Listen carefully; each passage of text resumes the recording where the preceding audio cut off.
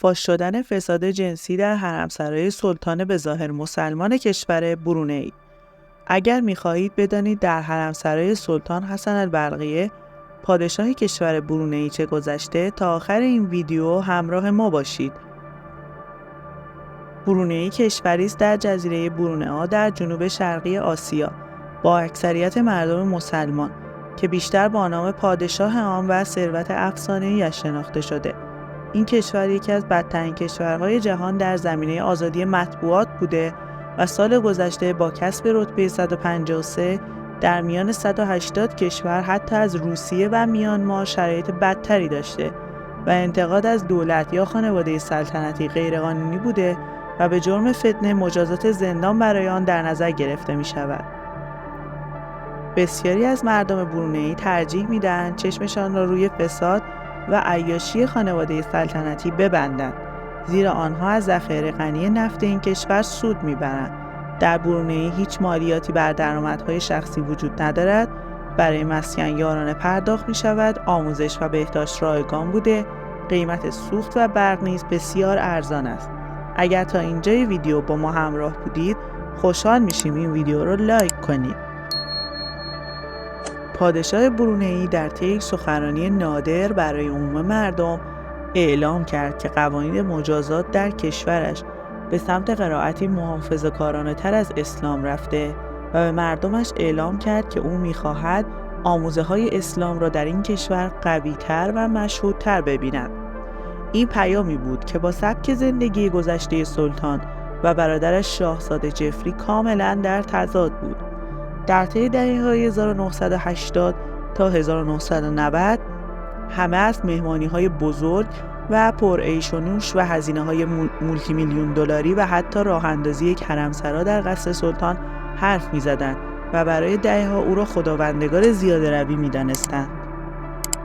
سلطان حسن البلقیه، ثروتمندترین مرد کره زمین، برای چندین سال خوب می‌دانست که چگونه ثروت هنگفت خود که از ذخایر نفتی این کشور کوچک به دست آورده بود را برای خوشگذرانی و البته در کنترل داشتن تمام قدرت سیاسی و اقتصادی کشور به کار گیرد. اما اکنون سلطان در صدر اخبار رسانه‌ها قرار گرفته و دولت‌ها و فعالان اجتماعی از سراسر جهان به خاطر تصمیم او مبنی بر بکارگیری قانون مجازات بر اساس شریعت مانند اعدام و سنگسار برای زنا یا همجنسگرایی یا قطع عضو برای دزدی به شدت او را تحت فشار قرار دادند.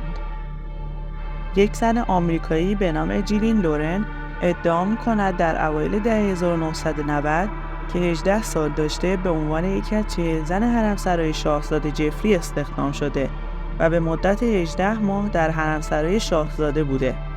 زن دیگر او را سلطان عیاش خوانده و ادعا کرده که صدها مورد رابطه جنسی با شاهزاده جفری و یک مورد نیز با سلطان حسن البلقیه داشته است. او میگفت من شاهد این واقعیت هستم که سلطان عیاشی میکرد و مرتکب زنا میشد. وی میگوید بعد از شنیدن اخباری در سال 2013 مبنی بر اینکه سلطان برونئی قصد دارد قوانین مجازاتی سختگیرانه‌ای را اعمال کند، تصمیم به افشای داستان خود گرفت. یکی دیگر از کسانی که ادعا می‌کند به استخدام حرمسرای سلطان و برادرش درآمده، شانون مارکتیک، دختر شایسته ایالات متحده، در سال 1992 است که در سال 1998 سعی کرد سلطان و شاهزاده جفری را در کشورش به دادگاه بکشاند، با این ادعا که به مدت 32 روز در قصر سلطان مورد تجاوز و تحقیر قرار گرفته و زندانی آنها بوده. بر اساس اسناد دادگاه، مارکتیک گفته 30 تا 100 زن در قصر سلطان حضور داشتند و در مهمانی‌ها و مراسم شبانه و دیسکو شرکت می‌کردند و سلطان و برادرش و دیگر دوستان زنانی را برای رابطه جنسی انتخاب می‌کردند.